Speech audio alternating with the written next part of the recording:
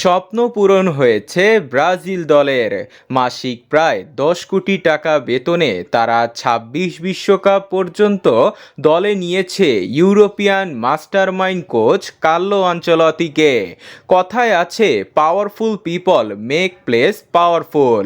Dorival যা ব্রাজিলে করতে পারেনি, আনচেলত্তি এসেই তা করে দেখালেন। ডিফেন্সিভ মিডফিল্ডারের অভাবে ব্রাজিলের আজ এত সমস্যা।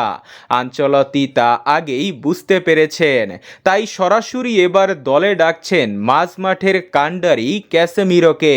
কিন্তু একটি দল চালানোর জন্য একটি যোগ্য নেতার প্রয়োজন, আর ব্রাজিলের নেতা হচ্ছে মহাতারকা নেইমার জুনিয়র। নেইমার পুরো দমে নিজেকে মাঠে ফিরানোর জন্য প্রস্তুতি সারছেন। সাথে ফিরছেন রিয়ালের তুরুপের তাস এডার মিলিটাও, যিনি আনচেলত্তির প্রধান হাতিয়ার। এডার মিলিটাওয়ের সাথে থাকবে পিএসজি কাপ্তান মার্কুইনিয়স ও গাব্রিয়াল মেগালেস। মিডফিল্ডে একাই নেতৃত্ব দিবে ক্যাসেমিরো। ইকুয়েডরের ফিজিক্যাল খেলায় তার বড্ড দরকার, কিন্তু ইকুয়েডরের বিপক্ষে খেলতে পারবে না বার্সার পোস্টার বয় রাফিনহা। হলুদ কার্ডের কারণে এই ম্যাচটি তিনি মিস করবেন। একই সমস্যা আন্দ্রের, তবে তারা স্কোয়াডে থাকবে।